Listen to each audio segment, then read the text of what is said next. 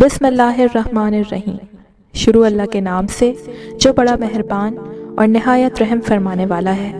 دوستوں، انس و جن کی طرح فرشتے بھی اللہ تعالیٰ کی مخلوق ہیں۔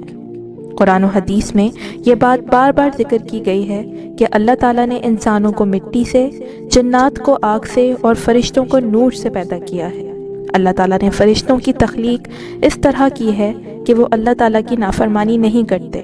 جو کام ان کے ذمے کیا گیا ہے وہ اسی میں لگے رہتے ہیں، جیسا کہ اللہ تعالیٰ نے قرآن کریم میں ارشاد فرمایا ہے کہ اس جہنم پر سخت کڑے مزاج کے فرشتے مقرر ہیں جو اللہ کے کسی حکم میں اس کی نافرمانی نہیں کرتے، اور وہ وہی کرتے ہیں جس کا انہیں حکم دیا جاتا ہے۔ فرشتوں کو خلق کائنات نے ایسا بنایا ہے کہ وہ نہ کھاتے ہیں اور نہ پیتے ہیں۔ اسی طرح فرشتے نہ مرد ہوتے ہیں اور نہ ہی عورت۔ جس طرح اللہ تعالیٰ کی ذات پر ایمان لانا ضروری ہے، اسی طرح نور سے پیدا ہوئی مخلوق یعنی فرشتوں پر بھی ایمان لانا ضروری ہے۔ فرشتے اللہ تعالیٰ کے حکم سے اپنی اصل شکل کے علاوہ کسی دوسری شکل میں بھی ظاہر ہو سکتے ہیں۔ چنانچہ حضرت جبرائیل علیہ السلام کبھی کبھی انسانی شکل میں آپ کے پاس تشریف لاتے تھے اور اللہ تعالیٰ کا پیغام آپ کو پہنچا دیتے تھے۔ حضرت ابراہیم، حضرت مریم اور حضرت لوط علیہ السلام کے قصوں میں بھی قرآن کریم میں مذکور ہے کہ فرشتے انسانی شکل میں ان کے پاس آئے تھے۔ فرشتوں کی تعداد اللہ تعالیٰ کے علاوہ کوئی نہیں جانتا۔ قبر میں سوال کرنے والے فرشتوں کو منکر نکیر کہا جاتا ہے۔ نبی اکرم صلی اللہ علیہ وآلہ وسلم نے ارشاد فرمایا کہ جب کسی میت کو قبر میں رکھ دیا جاتا ہے تو سیاہ رنگ کی نیلی آنکھوں والے فرشتے جنہیں منکر نکیر کہا جاتا ہے آتے ہیں اور اس سے پوچھتے ہیں۔ فرشتوں کو اللہ تعالیٰ نے مختلف ذمہ داریاں دے رکھی ہیں۔ حضرت جبرائیل علیہ السلام اللہ تعالیٰ کے احکام انبیاء کرام کے پاس لے کر آتے ہیں۔ اللہ تعالیٰ ارشاد فرماتا ہے، اللہ تعالیٰ فرشتوں میں سے بھی اپنا پیغام پہنچانے والا منتخب کرتا ہے اور انسانوں میں سے بھی۔ حضرت جبرائیل علیہ السلام کو تمام فرشتوں کا سردار بھی کہا جاتا ہے۔ حضرت میکائیل علیہ السلام بارش برسانے اور لوگوں کی روزی و روٹی کے انتظام پر مامور ہیں۔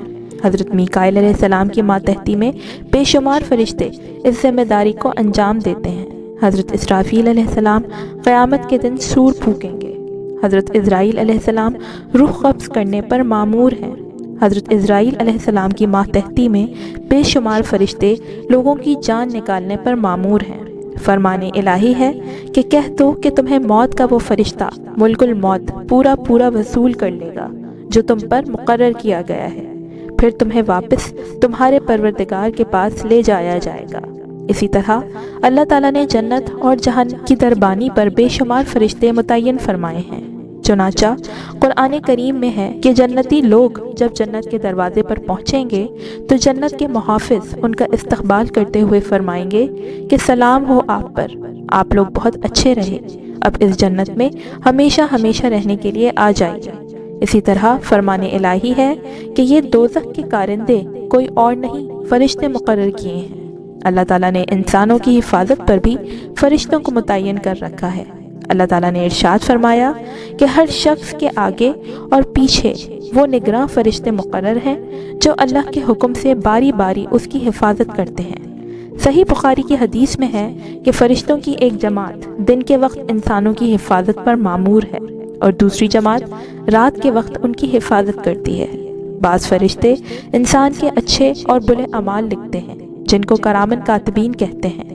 ان فرشتوں کے متعلق اللہ تعالیٰ ارشاد فرماتے ہیں کہ تم پر کچھ نگراں فرشتے مقرر ہیں، وہ معزز لکھنے والے جو تمہارے سارے کاموں کو جانتے ہیں۔ نیز فرمان الہی ہے، اس وقت بھی جب اعمال کو لکھنے والے دو فرشتے لکھ رہے ہوتے ہیں، ایک دائیں جانب اور دوسرا بائیں جانب بیٹھا ہوتا ہے۔ انسان کوئی لفظ زبان سے نکال نہیں پاتا مگر اس پر ایک نگراں متعین ہوتا ہے، ہر وقت لکھنے کے لیے تیار۔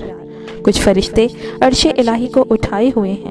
اللہ تعالیٰ ارشاد فرماتے ہیں کہ وہ فرشتے جو عرش کو اٹھائے ہوئے ہیں اور جو اس کے گرد موجود ہیں وہ سب اپنے پروردگار کی حمد کے ساتھ اس کی تسبیح کرتے رہتے ہیں۔ ایک اور جگہ اللہ تعالیٰ نے ارشاد فرمایا کہ فرشتوں کی ایک جماعت درود و سلام کو نبی اکرم صلی اللہ علیہ وآلہ وسلم تک پہنچانے پر مقرر ہے۔ کچھ فرشتے دنیا میں گھومتے رہتے ہیں اور جہاں اللہ تعالیٰ کا ذکر ہوتا ہے، واعظ و نصیحت ہوتی ہے، قرآن کریم یا دینی علوم پڑھائے یا پڑھے جاتے ہیں، ایسی مجلسوں میں وہ حاضر ہوتے ہیں۔ فرشتوں کی ایک جماعت ہمیشہ اللہ تعالیٰ کی تسبیح و تقدیس میں بھی مشغول رہتی ہے۔ جس طرح دنیا میں بیت اللہ کا طواف کیا جاتا ہے، اسی طرح آسمانوں پر اللہ کا گھر ہے جس کو بیت المعمور کہا جاتا ہے، اس کا فرشتوں کی ایک جماعت ہر وقت طواف کرتی رہتی ہے۔ غرض یہ کہ ہر فرشتہ اپنی ذمہ داری کو بحسن خوبی انجام دے رہا ہے، اور تمام آسمانی کتابوں میں فرشتوں کا ذکر موجود ہے۔